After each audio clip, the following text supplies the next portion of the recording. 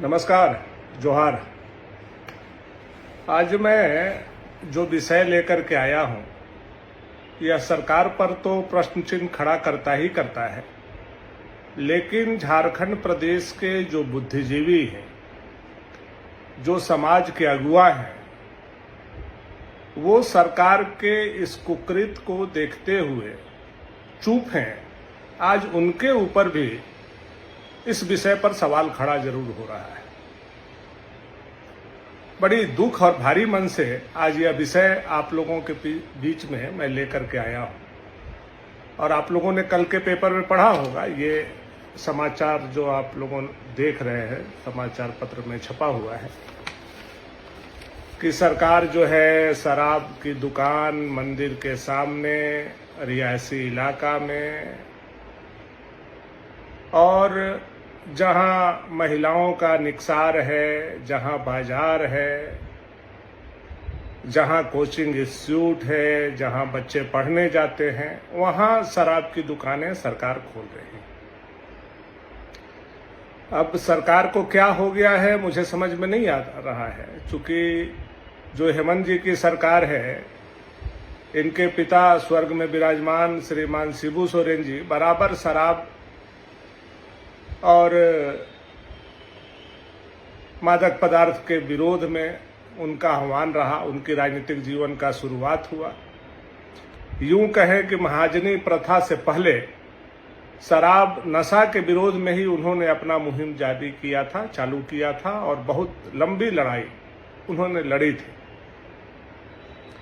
लेकिन दुर्भाग्य है कि आज उनके पुत्र के हाथ में यह कमान है और वो घर घर गली गली पंचायत पंचायत शराब दुकान खुलवाने पर आमादा है।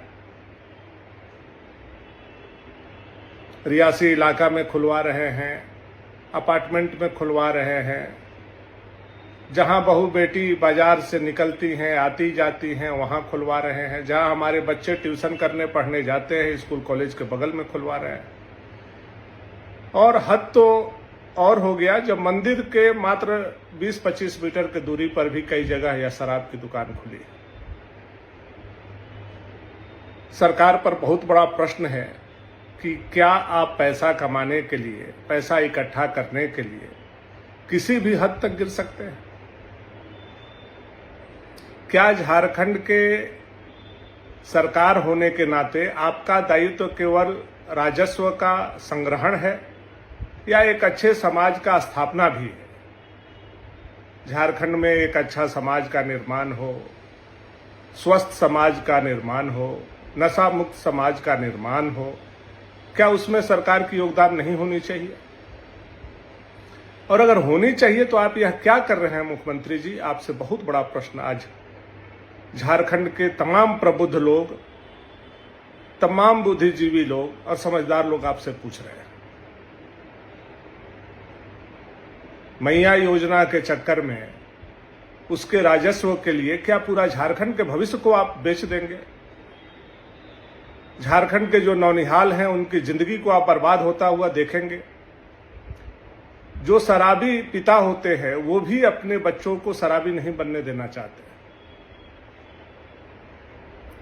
और आप शराब की दुकान गांव गांव गली गली खुलवा रहे हैं। उसके पीछे मकसद क्या है? यही ना कि नजदीक शराब बिकेगा तो लोग ज्यादा से ज्यादा, उनकी पहुंच होगी, ज्यादा से ज्यादा वो लेंगे पिएंगे और राजस्व की प्राप्ति होगी। इसके अलावा तो दूसरा कोई मकसद हमको दिखाई और समझ में नहीं आ रहा है। तो आप एक नशा मुक्त झारखंड का निर्माण कर रहे हैं कि नशा युक्त झारखंड का निर्माण कर रहे हैं, यह आपको समझना होगा। कहां ले जा रहे हैं आप झारखंड? दूसरा, समाज के लोगों से भी मैं आग्रह और निवेदन करूंगा कि अगर इस तरह की गलतियां सरकार करती रहे,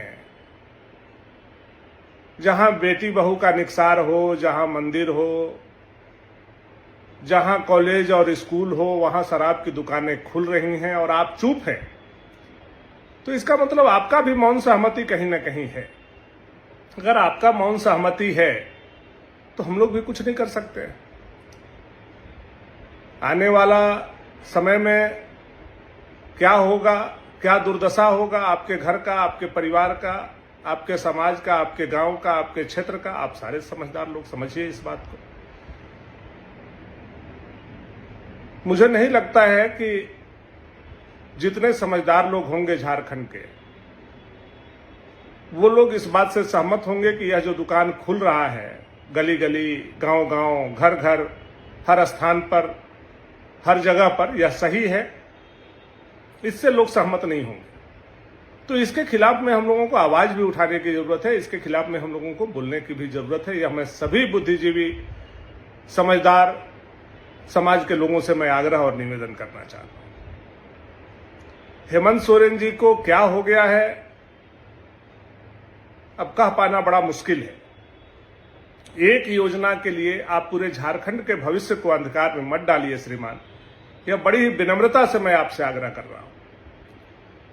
शराब को घर घर का चीज मत बनाइए, आने वाला पूरा झारखंड बर्बाद हो जाएगा इसमें। आप मां को पैसा दे रहे हैं, आप बहू को पैसा दे रहे हैं, उसके बेटा से और उसके पति से पैसा वह वापस ले रहे हैं शराब के माध्यम से। यह कितना उचित है? आप कभी अपने कलेजे पर हाथ रख करके गंभीरता से इस बात को सोचिए। हेमंत सोरेन जी, आप भी किसी के बेटा हैं, आप भी किसी के पति हैं। जब इस गहराई से आप सोचिएगा तो आपकी देखने की दृष्टि जरूर बदलेगी, मुझे ऐसा भरोसा और विश्वास है। और यह जो नीति आपने बनाया है, शराब नीति, इसको जरूर आप वापस लेने का काम करें। आने वाला पीढ़ी को बर्बाद होने से रोकिए मुख्यमंत्री जी। मैं जानता हूं कि पिछली बार वोट लेने के लिए आपने युवाओं को कहा था कि 5 लाख नौकरी हर साल देंगे और 5,000 7,000 बेरोजगारी भत्ता देंगे। अबर बार के घोषणा पत्र में आपने कहा था कि 1 लाख नौकरी और 1 लाख रोजगार हर साल मैं दूंगा। 1 साल होने वाला है आपका, और आप, वह नौजवान आपसे नौकरी नहीं मांगे, रोजगार नहीं मांगे। इसलिए नौजवानों को नशा का लत, शराब का लत लगाने के लिए बड़े ही अंग्रेज के तरह षड्यंत्र और साजिश के तहत आपने इन दुकानों को गांव गांव, गली गली खुलवाने का काम किया है। मैं समझता हूं, और हमारे जैसे लाखों लोग इस बात को समझते हैं कि आपकी यह कूटनीति, आपकी यह राजनीति, आपका यह सोच झारखंड के लिए सबसे बड़ा भूल होने वाला है। एक बार अगर यह पंजाब बन गया, एक बार अगर झारखंड नशा में डूब गया, तो आने वाले पीढ़ी दर पीढ़ी यह झारखंड बर्बाद हो जाएगा। इसलिए अपनी राजनीति के लिए मत दीजिए नौकरी, मत दीजिए रोजगार, आप कुछ मत कीजिए, लेकिन झारखंड के नौजवानों के भविष्य में आग मत लगाइए। यह मैं हाथ जोड़ करके आपसे प्रार्थना करता हूं। बहुत बहुत धन्यवाद।